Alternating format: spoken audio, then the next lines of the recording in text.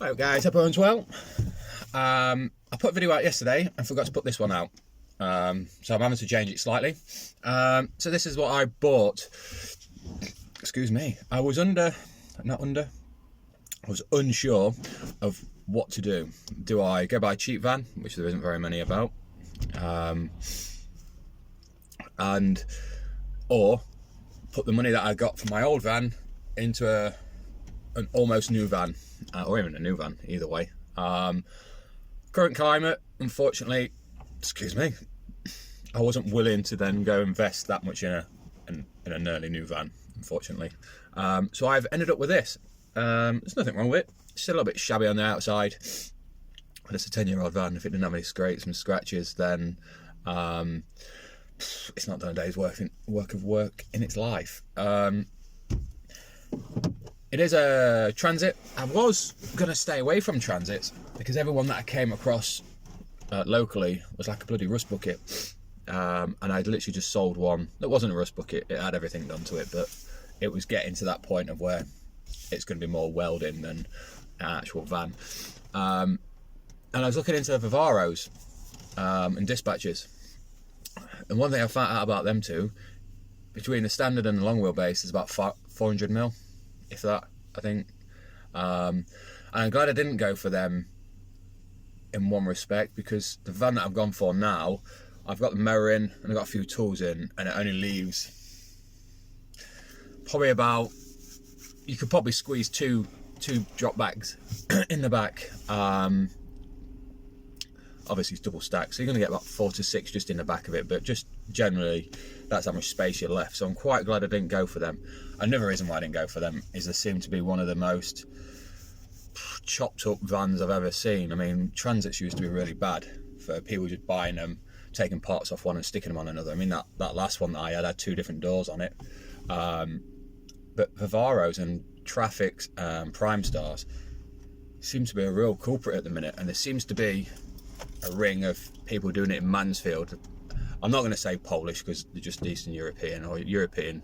And what I was finding is I was asking a question about one van at one address, and then finding it's being zimmed back to like somebody else in Mansfield, and it's just like you're meant to be an hour away the other way, and it's like, what's going on? So basically what they've done is some guy's got, some guy who's got the Maloppes buying all these vans, making decent vans, well, I say decent vans, making usable vans out of them, and then getting his friends to advertise in different places, or he's just setting up different pages.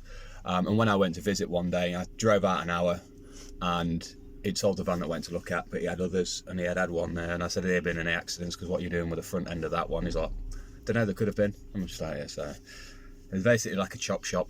Anyway, I'm going off on one owner.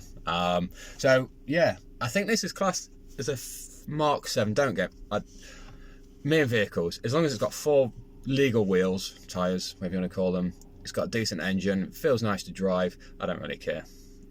In such respects of if it's Mark 1, 2, whatever. So I do believe this is a Mark 7. It's an LX version. I'm not sure what the difference between the standard and an LX is, apart from the electric windows. That's all I can see. It's probably got, really, that's anything different between that and the other one. It seems all pretty basic. This one's done 140. It's 149,650. So, excuse me, almost 150,000 miles. But it's had a new diff. It's had the gearbox reconditioned, new clutch, and a reconditioned engine. New wiring loom for the ECU because it set fire to itself. I don't know what happened to the engine, maybe just, I don't know. So this van should last a while. It'll definitely see me out this year. At the end of the year, I'll decide what I want to do, whether I'm going to go for a different van, or you never know, I might end up keeping this one because it's quite enjoyable to drive. It's not bad. It pulls like a bloody horse, I'll tell you that. Well, 10 horses, should I say.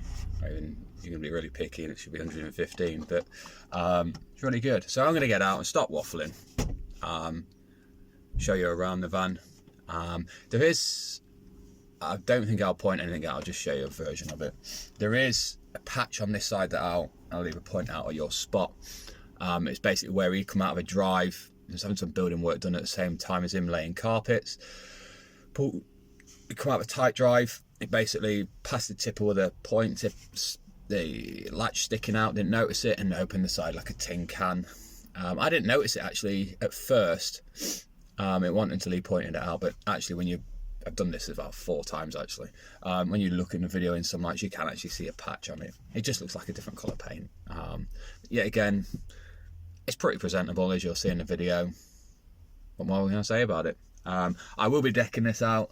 It's got a seat in the back. There aren't any seats in the front. I've got to go buy some of them. I mean, I only paid 1,700 quid for this van, so I can't really grumble. So the seats went out the back. I'll put some racking in, because one thing I've realised is there's nowhere to put anything. Mind you, there wasn't in the tipper either, but I'd had a system with the buckets and stuff like that, so it wasn't too bad. I'm going to put some rack in, maybe this side or across the back, I don't know. We'll come to that as I get there, and figure out what needs what. I ain't had a panel van for a long time. 4 years I've had that tipper, 4 or 5 years. Well, Litland is 5 this year, and I bought it in March after she was born. So yeah, 4 years. That was hard work. Yeah, anyway, I'm going because I'm just waffling, just talking rubbish. And I'll see you in the next one. Bye bye.